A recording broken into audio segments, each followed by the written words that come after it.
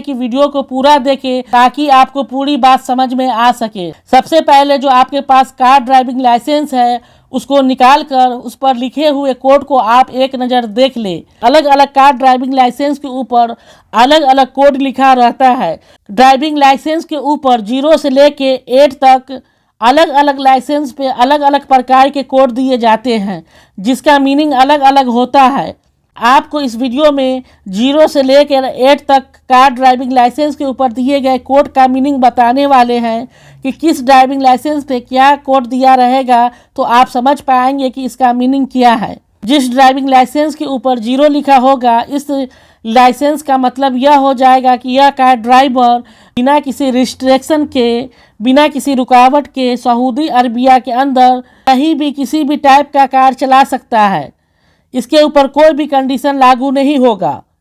वहीं जिस car driving के ऊपर 1 लिखा होगा इस कोड का मतलब यह होगा कि यह कार ड्राइवर सिर्फ ऑटोमेटिक कार ही ड्राइव कर सकता है।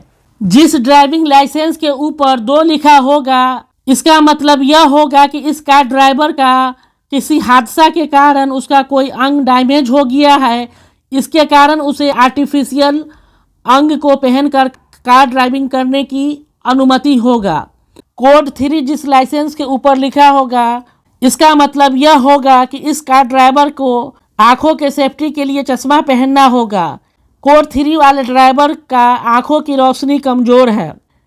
जिस कार ड्राइवर के लाइसेंस के ऊपर कोड 4 लिखा होगा इसका मतलब यह होगा कि इसे सिर्फ दिन में ही कार ड्राइविंग करने की इजाज़त होगी। जिस ड्राइविंग लाइसेंस के ऊपर कोड 5 दिया होगा इसका मतलब यह होगा कि इस कार ड्राइवर को हियरिंग डिवाइस को पहनकर कार ड्राइविंग करने की ज़रूरत होगी।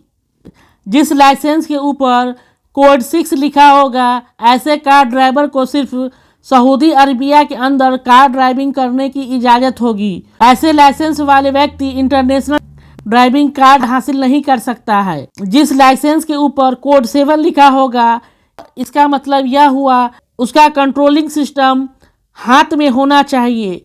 एक्सीलेटर, ब्रेक सब कुछ कंट्रोल करने की सुविधा उसके हाथों में होना चाहिए।